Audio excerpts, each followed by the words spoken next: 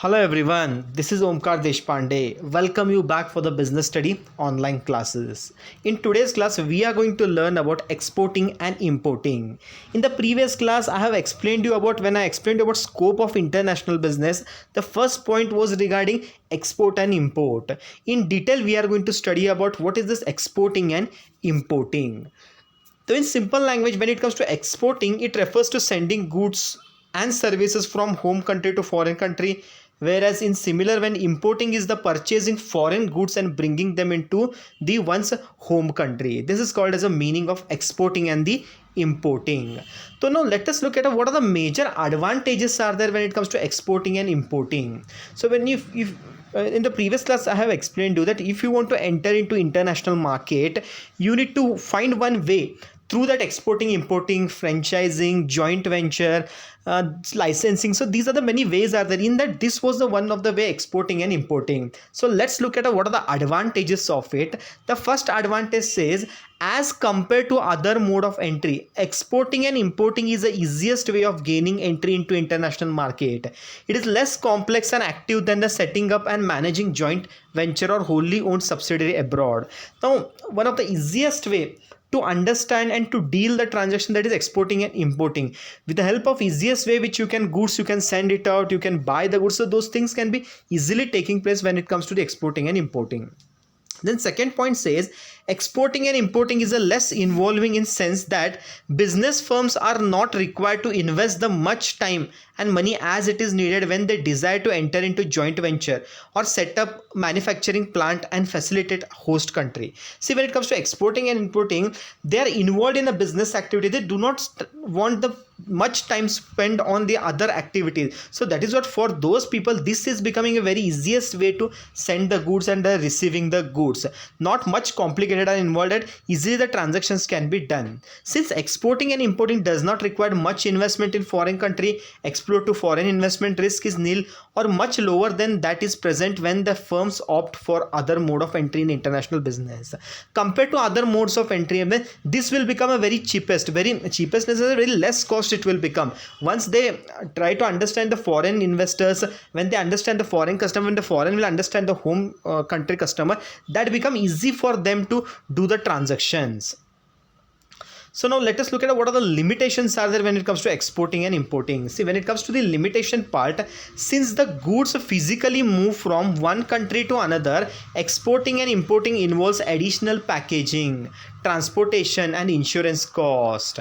Especially in case of heavy items, transportation cost along with becoming the inhibitant factor to their export and import. Yeah, this is one of the most important thing. When it comes to limitations of exporting and importing, there are a lot of costs are involved in the form of other costs like packing.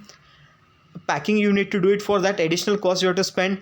Transportation, that cost you have to bear. Insurance cost will be there, that you have to bear. If it is a heavy item, like transportation cost along with the inhabitant factors to export and import. So like that, what happens, there is a much cost is involved when it comes to the exporting and importing transactions. So here way, that is creating the that will create a limitations for exporting and importing. Let's look at the second point. Exporting is not a flexible option when import restriction exists in a foreign country. In such a situation, firm have no alternative but to opt for other entry modes such as licensing, franchise or joint venture, which makes it flexible to make the product available by way of producing and marketing it locally in a foreign country. See, when it comes to it, is not much flexible when we compare with the franchising, licensing, joint venture. Why? Because here the things so happen where is such situation comes where there is no alternative for them to opt for entry mode as licensing and franchising or joint venture, which makes the flexible to make the product available by way of producing and marketing. Because these licensing and franchising, if you see, there only they produce it, they sell it out. But here what happened, we are going to produce it and we are going to send the goods them. The same thing happens when it comes to importing. From that side we have to receive the goods. So like that, what happened, compared to other modes, this will become, compared to other mode like joint venture, licensing and franchising, this exporting and importing become less flexible, whereas the inflexible, whereas the other it will become flexible. Compared to those things, it will become less flexible. Why? Because of one reason, because we need to produce here, we have to send it out. But if it is a licensing and franchising, there only they produce, they start selling it out. So that is the reason what happened. That is one thing which becoming the limitations here. Now look at a third point. Export firm basically operate from their home country. They produce in home country and then ship the goods to foreign country. Expect a few visit made by the executor of export firm to foreign country to promote their product.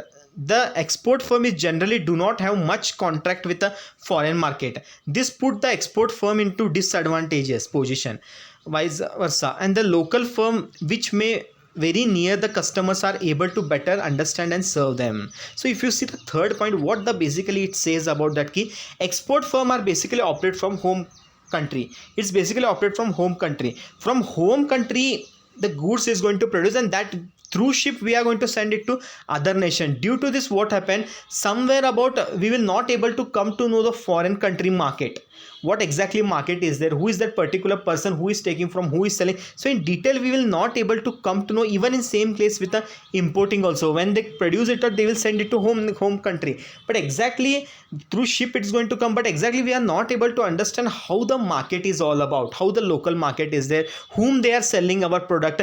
In detail we may not understand. If you see the other modes like franchising, yeah, licensing, if you see those kind of a thing, you will able to understand easily. But here it become, that will become a problem, that will become a limitations, because here there's no much contact with the foreign market. So this put the export firm in disadvantageous position. Okay, we may not able to understand who is that particular person, whom it has been selling. So this will may becoming the problem. So with this, what happened, it's very near the customers are able to do better understand and serve them. It's better to understand the market, understand the customer and serve it all, but that may not be possible when it comes to exporting and importing. This is what about the advantages and the disadvantages. See, when it comes to an international business, that's what international business, it has a many wide coverage, as because goods once it is been produced, and when it has been tried to sell it in a other country, other nation, so it come across lot of many things are there, where the many entries comes back, like how we have learnt about the scope of international business. So when it comes to the scope of international business, we saw that key licensing, franchising, export, import, and these things which we saw it out. So when it joint venture, so like that, what happened when it comes to the international businesses, these are the entry modes are there which we need to understand it correctly, means which is the best way for us. Because if you see the franchising, if you see the joint venture, any part, if you see also, it come across some of the merits and demerits. Those merits and demerits are there which we need to understand carefully, we need to study, and then we are going to select it out. This is the one part of it. Okay, but in the next previous class, which we are going to cover about the what are the procedures are there. Now that is a very important part. When it comes to the procedure part, if you see, to export the goods there are a lot of procedures are there, to import the goods lot of procedures are there, and in between the many expense cost bearing will be there. So who is going to bear that cost, and how that transaction is going to take place in detail, many steps are there which you are going to learn it thoroughly. Okay, and that is playing very important role, because when if you want to be, you become an entrepreneur, if you become a businessman, you need to go through all those things, how the goods have been exporting and importing will take place, licensing and franchising will take place.